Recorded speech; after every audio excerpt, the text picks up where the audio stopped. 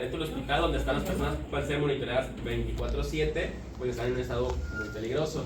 El primer equipo médico que nos tocó es el ventilador mecánico. El ventilador mecánico es una máquina que cuenta con una turbina interna, la cual genera un flujo de aire dentro de las vías aéreas del paciente. ¿Solamente de aire? De aire o aire más oxígeno. Ayúdame. Entonces, ¿qué es? Pues es un gas de gas. ¿Qué es el ventilador? El ventilador mecánico Ya valió verga. pues es una máquina con una turbina interna. La turbina interna es la que genera el flujo de aire a las vías aéreas por medio de un tubo.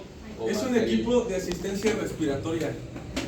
Eso es lo que es un ventilador. Equipo de resistencia respiratoria que suministra una mezcla de gases. Listo. Gracias. Principalmente existen dos tipos de ventilador mecánico, el invasivo y el no invasivo. Todos son invasivos.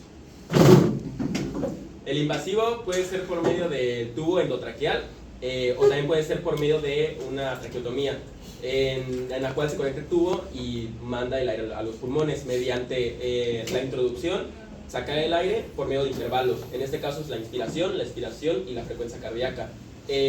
Cualquier persona que esté conectada a un ventilador mecánico tiene que estar igual conectada a una monitorización. Esta monitorización tiene que medir por lo menos 4 parámetros: frecuencia cardíaca, frecuencia respiratoria, oxigenación de sangre y presión arterial. Pausa. No se llama No, es saturación de oxígeno.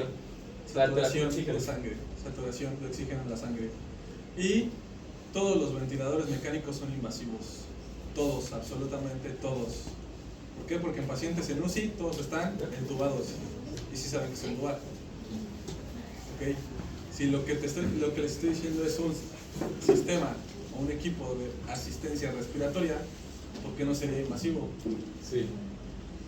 Bueno, vamos luego con las variables del ventilador mecánico. De esta hay dos tipos: variables de control y variables de fase. Vamos a iniciar con las variables de control. Estas son volumen y presión.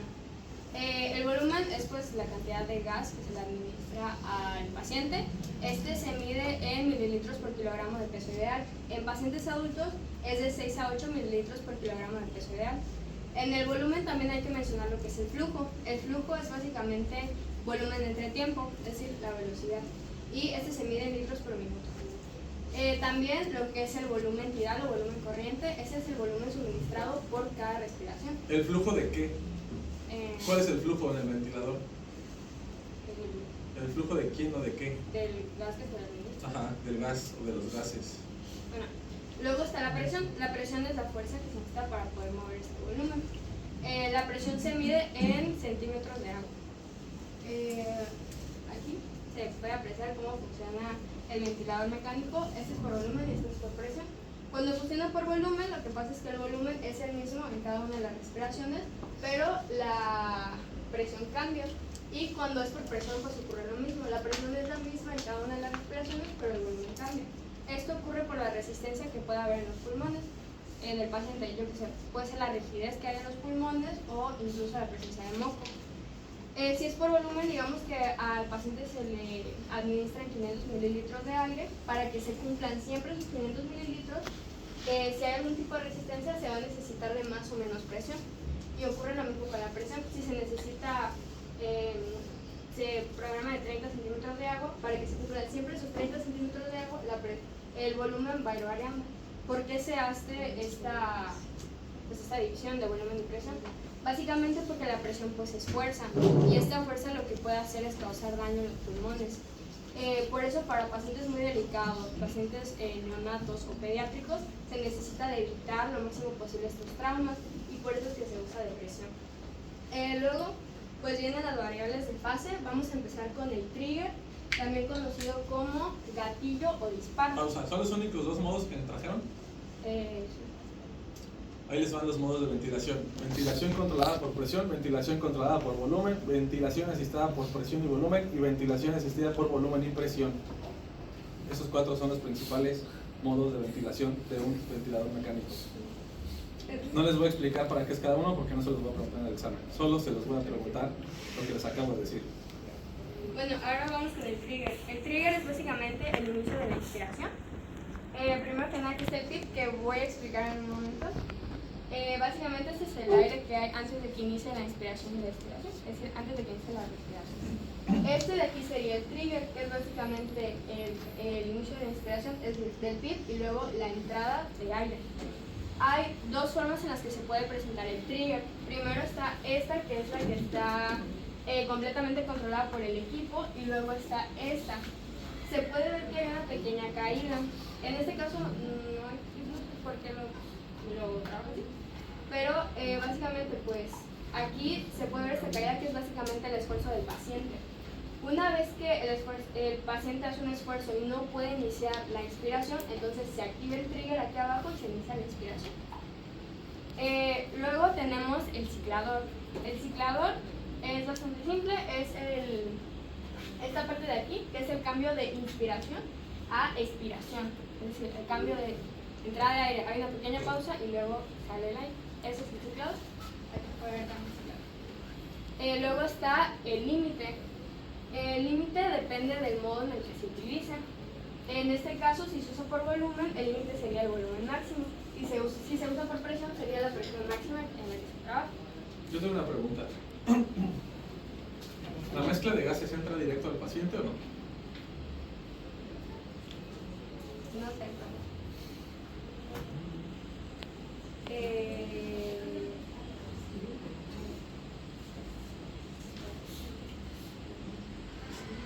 Al conectar el ventilador a las tomas murales, ¿conectas directamente al paciente?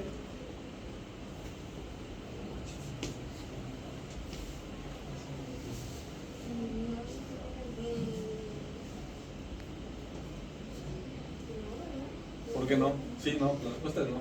¿Por qué? Pues,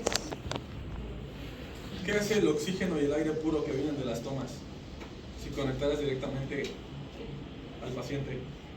pues es que no se debería de cambiar el nivel de oxigenación al que después del paciente. Son gases que vienen en frío.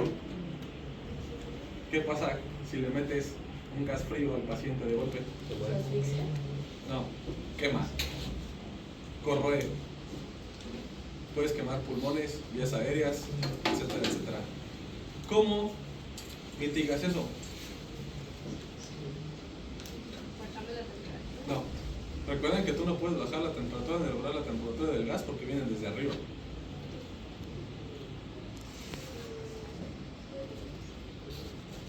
¿Cómo se hace?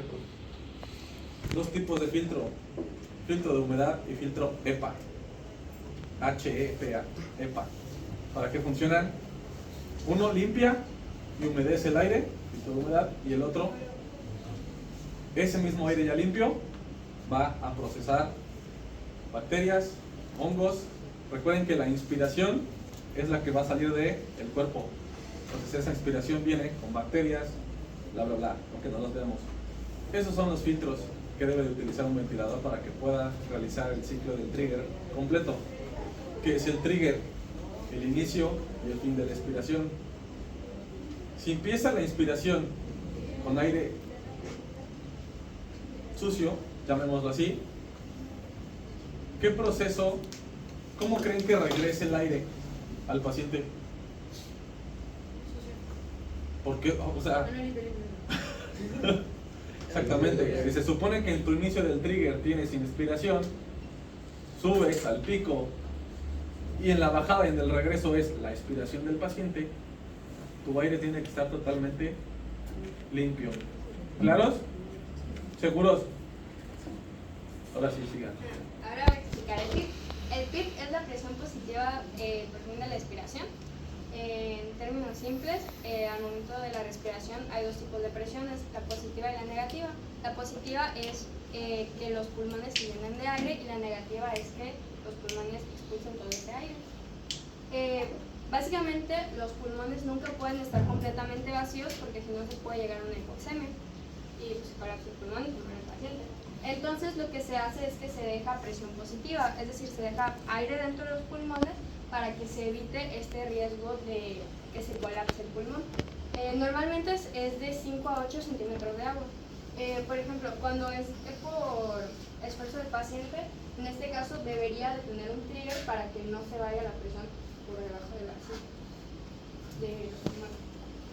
Y De ahí siguen las bombas de infusión, que estas son para un método más fácil de entrega de medicamentos, pues se hace mediante dosificaciones más precisas.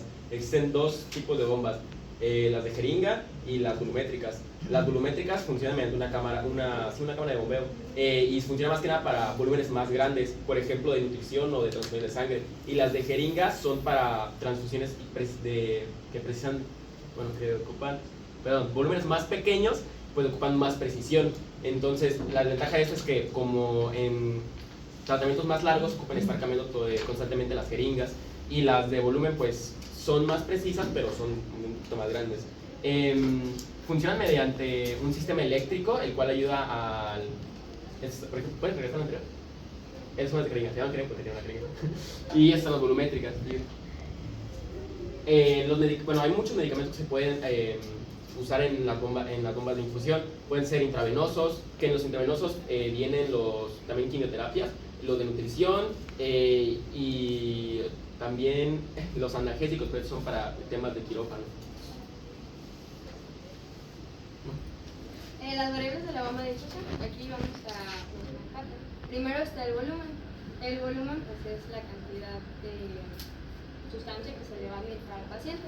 De estos, esto se mide en mililitros, que puede ir de 0,1 a 9.999 mililitros, o también en centímetros cúbicos. Aquí hay tres tipos de volúmenes. Primero está el BTBI o BAI, este es el volumen a infundir, por decirlo así, ¿no?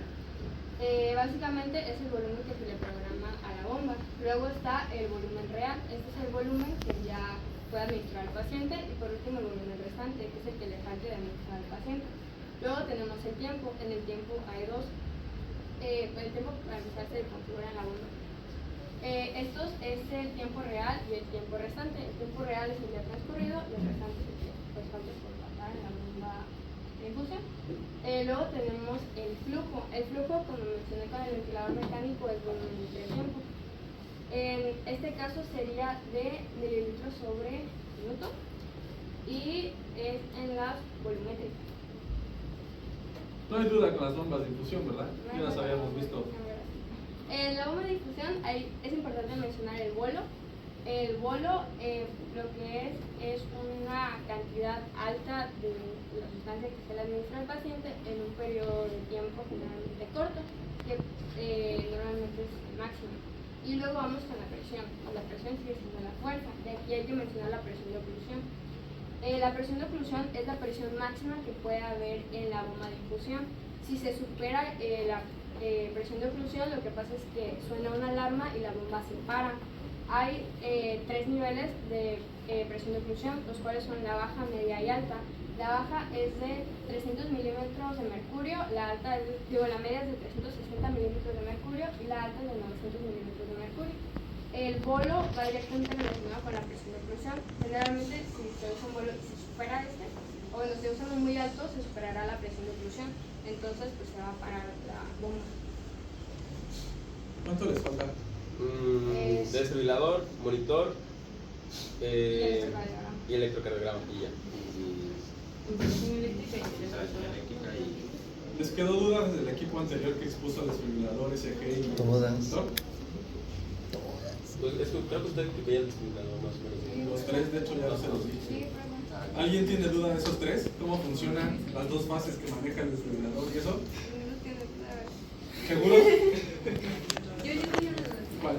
El desfibrilador externo dijo que era monofásico, ¿sí? Sí, el externo es el DEA. El de Sí, ese solamente se usa en ambulancias y en equipos de traslado. Y el otro que está en Bifásico. quirófano siempre va a ser el Sí, el de palas, el de paletas es bifásico. ¿Ya no tienen dudas con esos tres? Nos damos instalación eléctrica y... No, que pase selle. Sí, porque si no, no nos va a dar tiempo.